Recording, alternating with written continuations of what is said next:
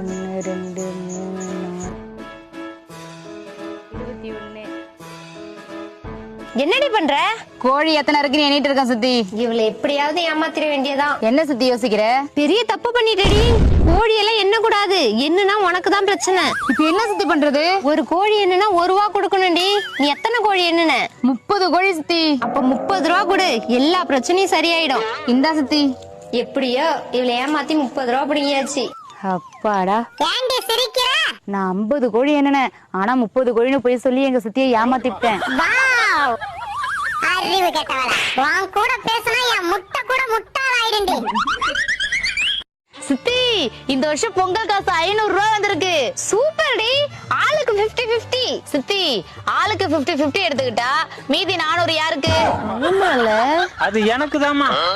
ஏன் சுத்தி 50-50 பிரிச்ச? 100 100 பிரிச்சிருக்கலாம்ல. அப்பவும்